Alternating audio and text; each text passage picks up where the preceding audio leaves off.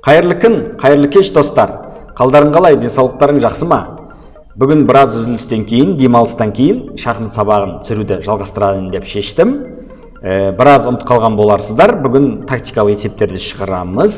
Соның ішінде ең үздік ходтарды тауып, жеңіске алып келетін жолды табуымыз керек. Егер менің каналымды алғаш көріп отқан көрермендерім болатын болса, міндетті түрде подписаться кнопкасын басып, қоңыраушаны басып қойыңыздар. Осындай қызықты сабақтар жіберіп алмау үшін. Дайын болсаңыздар, онда кеттік, жалғастырамыз.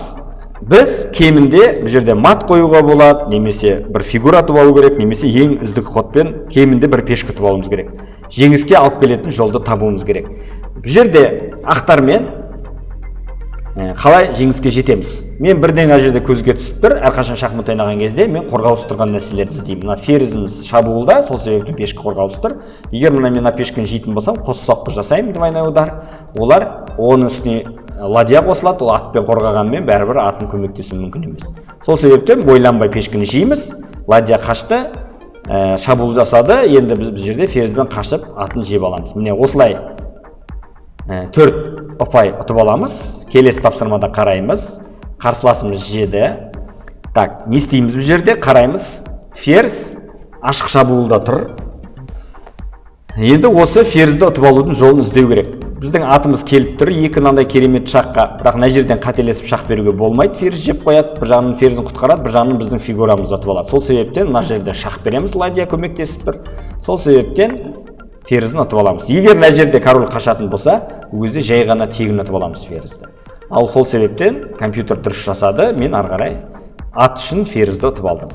Так, келесі тапсырмада қараймыз, қандай мүмкіндік бар. Король жалғыз, маған да мат шабуылдар сұмдық келе жатыр, бірақ оның королі жалғыз қалды. Сол себептен ферзбен шах берем. Олар ладьямен жаба алмайды, өйткені связка тәсілі қашты, и ладьясы бос қалды. Мен көрдіңіздер, керемет осындай мат алады. Келесі тапсырмада қараймын. Бұл жерде енді назарын аудару тәсілі отвлечение дейді. Мен мына жерге ферзь шығайын деп тұрмын, бірақ оны ладья қорғап тұр. Сол себептен ладья өзінің пешкісінде қорғап тұр. Бұл жерде мұқият қарасаңыздар, ладьяны лақтырамын шах арқылы. Олар жеуге міндетті. Жемесе мен ладьясын жеп аламын, ары қарай ферзге шығып кетемін. Олар жеді, бірақ мен ферзге бірінші шығып үлгердім. Бұда оңай жеңіске жетуге болады. Так, келесі тапсырмада қараймыз. Король бұрышта қалып қойды. Сол себептен ферзбен, ладьямен кіремін шахпен. Король мияқа қашты. Енді бұл жерде ферзін шығарудың қажеті жоқ. Слон көмектесіп тұр, бірақ король көріп тұрсыздар. Алдын барлығын менің королім керемет белсенділік танытып тұр. Сол себептен ладьямен артынан осындай керемет мат қояды екен. Келесі тапсырмада қараймыз, қандай мүмкіндік бар. Керемет ход жасады, маған мат қоям деп тұр. Ол маттан құтылу өте қиын, бірақ жолын табу керек. Бір жағынан менің ладьям жейін деп тұр. Егер мен қазір бұлай қорғайтын болсам, ол жай ғана жей салады, мен жей салам, жей салам, и мен ладьям жей салады да, ода қарап отырсаңыздар бір ладья артық қалады. Ол бізге тыйымсыз. Сол себептен бұл жерде бізге керемет ход табу керек. Ладьяны құтқару керек, және маттан да құтқарылуымыз керек. Оны қалай жасаймыз? Енді ешқандай шақ жоқ корольге, сол себептен мына ладьяны қарап отырсаңыздар артқа қайтуға тура келеді. Слон көмектесіп тұр. Олар бізге мат қоятын мүмкіндік болмайды сонда. Бір жағынан шабуыл жасадық, олар жеді, біз жедік, осылай керемет. Енді сізде сұрақ туындайды, неге ол ферзді берді, қашса қайтеді деген сұрақ туындайды. Бірақ қарап отырсаңыздар ферздің қашатын жері жоқ. Даже егер бір жерге қашатын жері болғанның өзінде мен слонын жай ұтып алатын едім. Бірақ қарап отырсаңыздар бұл жерде ферзь тупикте, сол себептен ферзін ұстап алдық. Ол берді, мен жедім. Мына окончанияны оңай жеңіске жетуге болады. Қараймыз, келесі тапсырмада қандай мүмкіндік бар. Так, менің ферзімді жейін деп тұр. Менің ферзімді жесем атпен жейді, бірақ менің ферзім қорғаулы тұр, оның аты қорғаусыз тұр. Сол себептен мен жеп үлгерем. Олар мен жейді, мен жеймін. Ең бастысы слонды қарап отырсаңыздар, ладьясын матқа жібермейді. Онда форточка болмаған кезде абайлаңыздар, осындай комбинациялар жүрмей қалуы мүмкін. Бірақ бұл жерде жүріп тұр, таза фигура артық. Көрдіңіздер, барлығы есеппен. Так, келесі тапсырмада қараймыз, қандай ода екі ферзь, менде қандай мүмкіндік бар. Король жалғыз, ешқайда қаша алмайды, сол себептен жай ғана шақ берем. Ладьямен жабады, оны жей салам. Көрдіңіздер, екі қанша жерден ферзь болғанмен, корольді егер қорғамаса, осындай керемет маттар алып қалып жатады. Так, қараймыз, бұл жерде қандай белсенділік бар.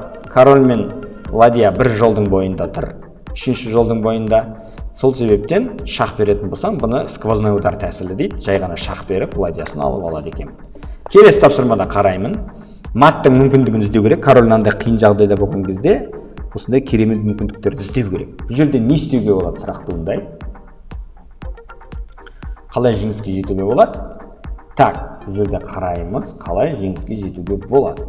Так, жай шақ беретін болсам, король мында қаша алмайды, мат алады. Сондықтан шақ беретін болсам, корольде бір-ақ қана жүріс бар. Бірақ мен ары қарай не істеймін сұрақ туындайды. Оңай емес.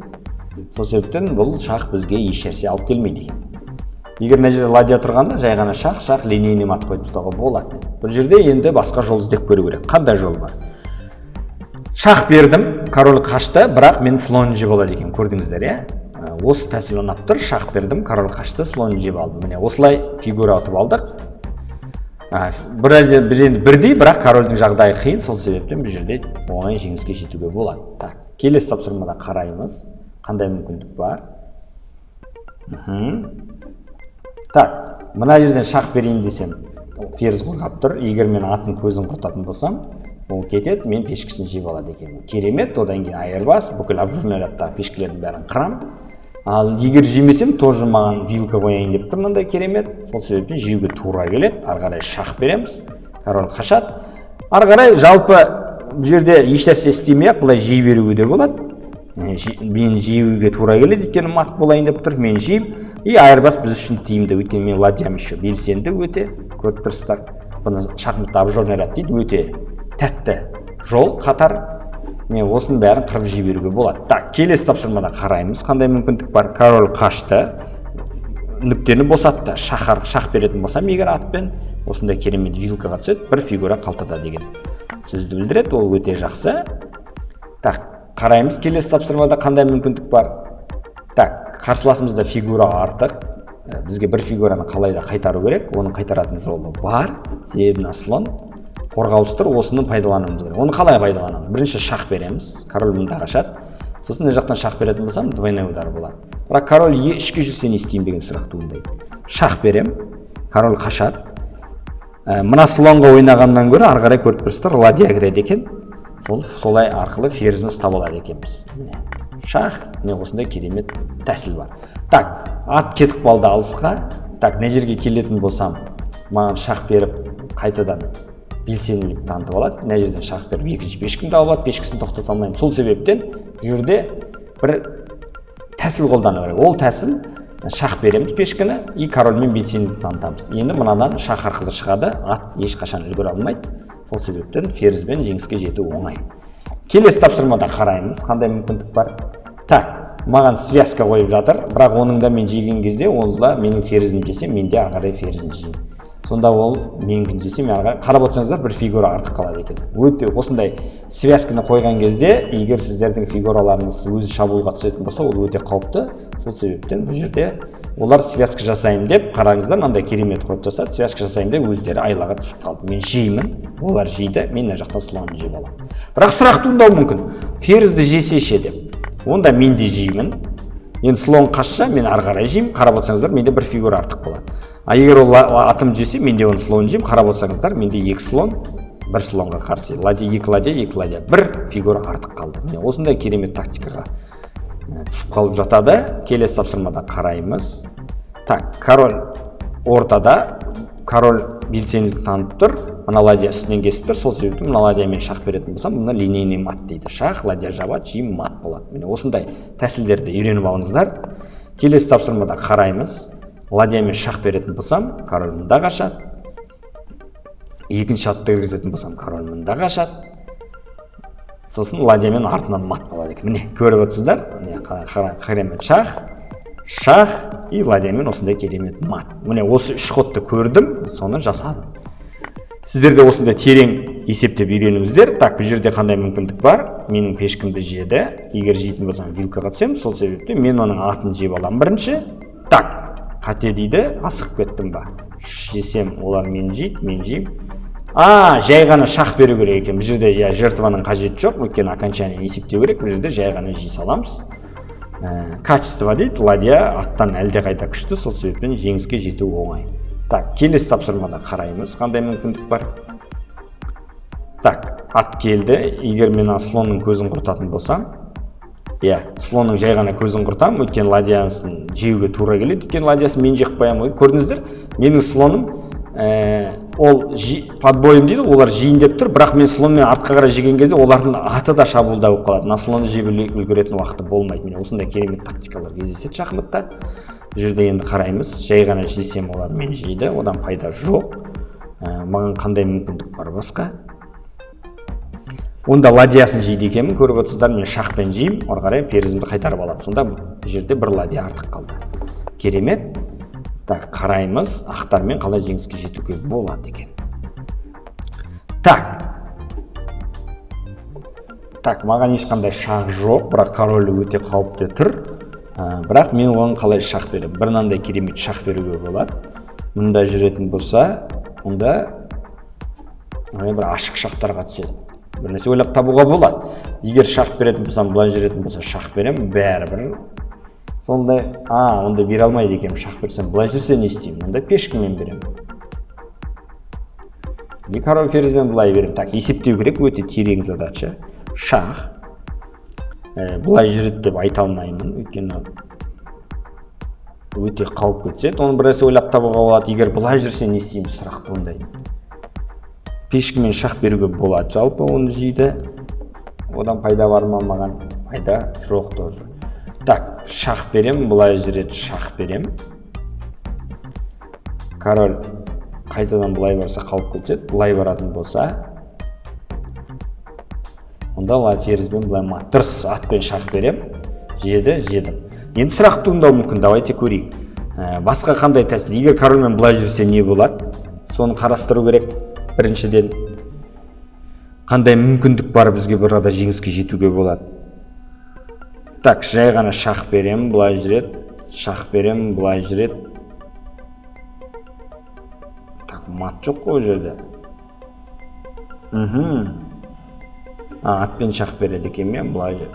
Бұл жақтан дұрыс емес екен. Онда атты алу керек сияқты бұл жерде. Открытый бір тәсілді қолданамыз. Мына жерге шах беретін болсам. Мына жерге шах беретін болсам не болады? Так, мына жерге шах беретін болсам не болады? Мына жерге шах береді. Так, шахтан бар ма пайда сұрақ туындайды? Осылай жүргенде не істер едік сұрақ? Оңай емес, есептеу керек. Так, егер былай шах беретін болсам, король былай қашады. Былай да қашу мүмкін, не істейміз ол кезде? Сондықтан ол жерде бір нәрсе істеу қиын. Былай шах беретін болсам, былай қашса не істеймін тағы да? Сондықтан атпен ферзьбен шах беру керек сияқты былай жүреді. Енді былай шах беретін болсам. Бәрібір сол баяғы тәсілге келеді екен. Мына жақтан дұрыс. Енді бағана атпен шах бергенде былай сразу жүрсе де болады. Мен сол тәсілге алып келеміз шах. Енді былай жүрсе өте қауіпті. Қауіп бар ма бұл жерде сұрақ? Қауіп жоқ сияқты что-то.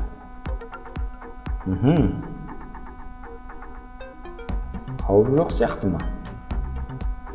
Шах десем. Былай қашып кетсе не істеймін, сол мәселе болып тұр. Былай қашып кетсе не істеймін? Былай шах бересің. Былай қашса енді мынандай бір керемет шах бар. Открытый тағы бір шаққа мына жаққа бара алмайтын ат болады. Былай жүруге тура келеді. Енді осы жерлерде де бір шақтарды қолдануға болады, бірақ бұл жерде дым жоқ сияқты, маған что-то ұнамай тұр. Так, шах берсем король былай қашады. Мен не істеймін деген сұрақ туындайды. Бұл жерде де оңай шақтар жоқ екен. Так, мына шах дұрыс сияқты. Шах берем, былай жүреді. Осы жерде бір нәрсе табуға болады. Тоже оңай емес, шақтар жоқ дейміз. Бір қызық болып тұр. Көреміз қазір. Так, қалай басталды? Басында көрейік, ең басында. Так, осы жерде бір нәрсені ойластыру керек сияқты. Так, атпен дұрыс шах бердім. Егер король былай жүрсе не істейміз деген сұрақ туындады. Не істейміз деген сұрақ туындады.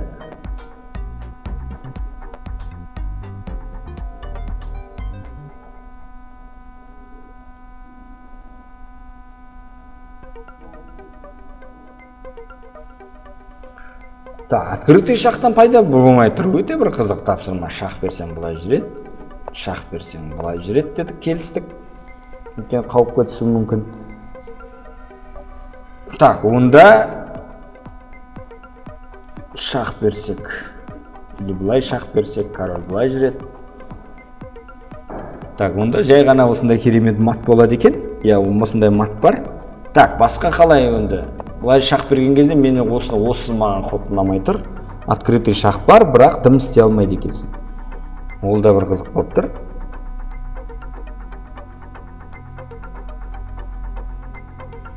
Бұл кезде жалпы былай ғана жүре салу керек сияқты. Атына шабуыл жасаймыз. Осындай өз-өзіне кедергі болады. Аттың бір жағынан мат қояйын деп тұрмын. Үлкен проблема. Одан қалай құтқарады? Шақ бергенмен жей салам. Көрдіңіздер, мына атты қазір жай ғана мат қояйын деп тұрмын. Ол маттан құтылу үшін олар тек қана атын алып кету керек. Онда не істейміз? Онда қалай мат болады? Онда былай шақ береді екенбіз, король қашады, осылай мат. Міне осылай керемет мат қоюға болады. Мынаны жейді. Шақ береміз, былай жейді.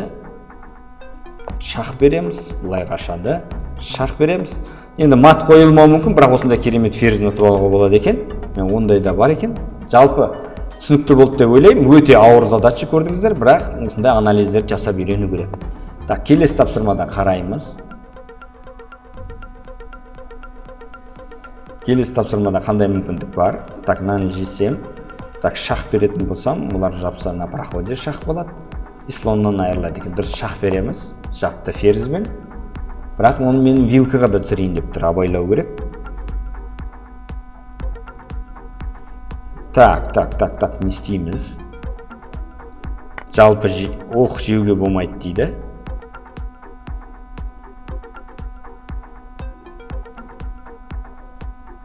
Неге? Ферзбен жей салу керек дейді. Жалпы ат сталат болып тұр, соған байланысты. Мен мына жерде неге дұрыс болмады? Ол атпен қайтып кетеді екен. Вот жам қате. Келесі тапсырмада қараймыз. Пешкімен шақ беретін болсақ, осындай керемет мат болады. Келесі тапсырмада қараймыз.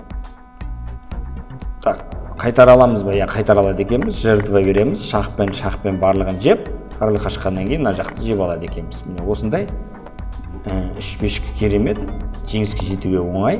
Қараймыз. Оларда қандай мүмкіндік бар? Шақ беретін болсам, жалғана мат. Келесі тапсырмада қараймыз. Қандай мүмкіндік бар? Ладья менде ферзь жоқ екен. Сол себептен қандай бізде мүмкіндік бар? Ананы шақпен жеп аламыз бірінші, сосын ферзін алып аламыз. Тамаша. Қараймыз. Жалпы жей саламыз, мына жақтан двойной удармен ладьяны қайтарып аламыз. Осында да керемет тапсырма бар. Келесі тапсырмада қараймыз. Ақтармен жеңіске жету керек. Жай ғана шақ берем, осындай керемет мат береді екенмін. Бұл жерде қандай мүмкіндік бар? Атпен кіретін болсам, пайда жоқ. Пайда бар. Бұлай жүретін болсам, ферзь қайда барады? Сталады екен. Көрдіңіздер? Мына жерде ферзь сталатын тәсіл баяғы, связка тәсілі. Бұл жерде мынаны жей алатын болсам, двойной удар болады. И ары қарай фигурасына атып алады екен. Осындай керемет. Келесі тапсырмада қараймыз. Жейтін болсам, мынаны жесем. Керемет мынаны жеп алады екен. Жоқ. Бұл жерде шақ беретін болсам, ферзден айырылған жоқ па? Жай ғана шақ берем, ферзін алып алам. Керемет. Маған осындай удар соққы жасап жатыр, бірақ бізде мынандай керемет шақ бар. Қаша. Мына жақтан керемет шақтар бар. Дұрыс шақ береміз, мына жақтан шақ береміз. Ладья жабады. И оңай жеңіске жетуге болады деп ойлаймын бұл жерде. Ладья қауіпті. Можно мына жерде ладьяны алып келуге болады. Мынаны ұтып алу үшін шақ беруге болады, бірлет. Жалпы шақ беретін болсам, жеңіске жетуге болады. Ферзбен де бар, жай ғана жей салам. Слонмен жеуге болмайды, тегін ұтып алам. Ал корольмен жесе, жай ғана ладьясын тегін ұтып алам. Осындай жеңіске жетуге болады. Енді бір тапсырма жешейік, шақ беретін. Жай ғана ферзь мына жерге қоятын болсам, маған айырбас мына жерге атака болайын деп тұр, сондықтан барлығы шақ арқылы жасау керек. шах арқылы қалай жасаймыз сұрақ туындайды. Так, шах қайтарып алсам. Так, тадым шах, бұлай, шах арқылы алады екен барлығын. Шах, король қашады, шах арқылы алдым, көрдіңіздер. Король қашады, арқара жай ғана жей салам. Мына жерде оңай жеңіске жетуге болады. Барлығы ең басты шах арқылы.